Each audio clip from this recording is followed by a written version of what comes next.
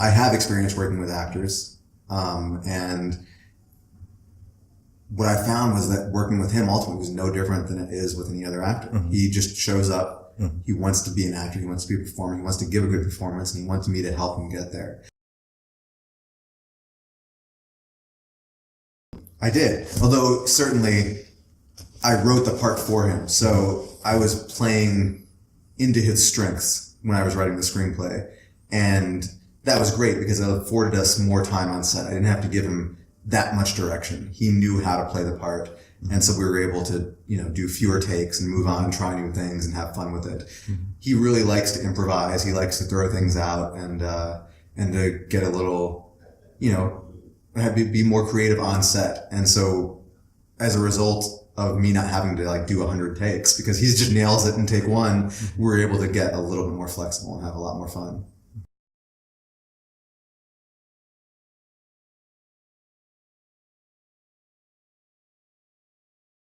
I think we find him in the movie on the verge of realizing that there's more to life than the one thing he's been focused on. And in this film, it's robbing banks and breaking out of prison and all the things Forrest Tucker does. But you could substitute that for anything else. You could substitute that for acting or for directing. When I think about this in terms of directing, the movie suddenly becomes very autobiographical. And it's important to be self-aware in that regard. And Forrest Tucker is a character who is not self-aware, but over the course of this film, you start to see little wheels start turning in his head as he becomes slightly more aware of the people that he is affecting in the world around him at large.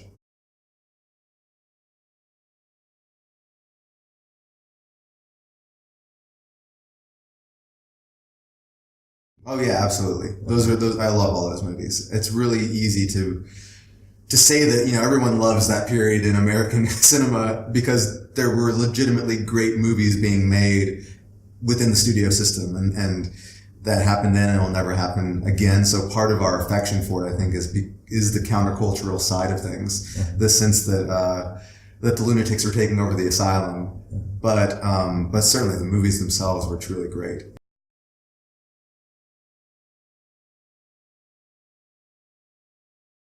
The only subtext, I didn't feel that this movie could support much in terms of subtext. It's particularly political subtexts. It was just too light. There was not enough weight to it. And I felt that if we tried to add something heavier, it would have tipped the entire movie over on its side. And I would have had to rewrite the entire thing. Ultimately, I wanted it to be light. That was sort of the goal. I wanted it to be a light piece of entertainment.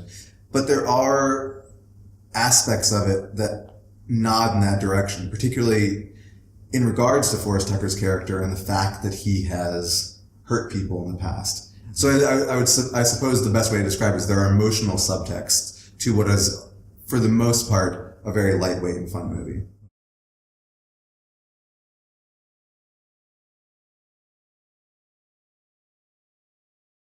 The real Forrest Tucker traumatized people. He did not acknowledge that he was traumatizing people, and he certainly didn't set out to do that.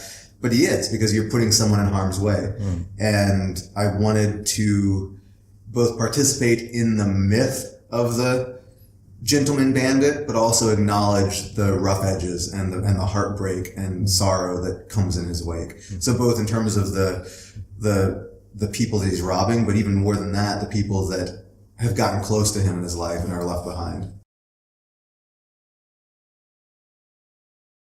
I felt that modern Super 16mm stocks look the way the 35mm stocks did in the 70s and 60s.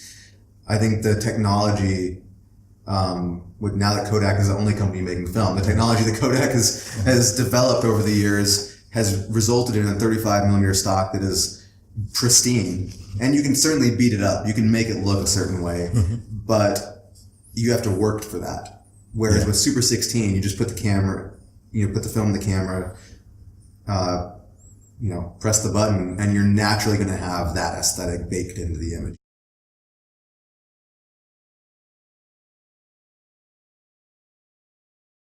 It was actually really difficult to get monitors and tape decks that would display images. Like all of those, props are antiques at this point, and to find things that still work and function and to get our images that we have filmed on those screens was really, really difficult. But I love modern technology, and I have every Apple product that exists. I'm not a technophobe by any means, but I also love the options that exist with analog. And so I want to always, have the option of shooting on film, even though if a movie needs to be shot digitally, I will.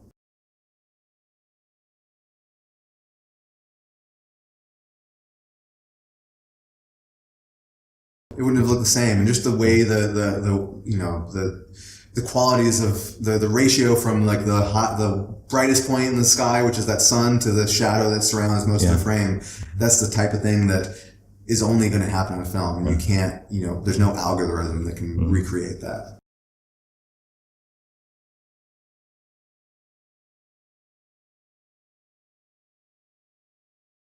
I only have a few photographs of Forrest Tucker, and he doesn't really look that much like Robert Redford. And this version of the movie is probably closer to how he saw himself than how he really was. And I decided it was important to just never bring him down to earth. Just let him be this fictional version of a real guy as opposed to being the real guy. We made up so much in the movie, we fictionalized so much, we combined so many characters that ultimately this feels like a folk song based on the legend of Forrest Tucker rather than the true story of Forrest Tucker. Mm-hmm. We did have more text in the movie at one point explaining what happened to the characters. And ultimately Forrest died in prison, and it just was a sad note to go out on. And it just felt like it wasn't the right tone. It wasn't leaving audiences in the right place. And so we got rid of most of it. And if people are intrigued, they can go read the New Yorker article to find out what actually happened to him.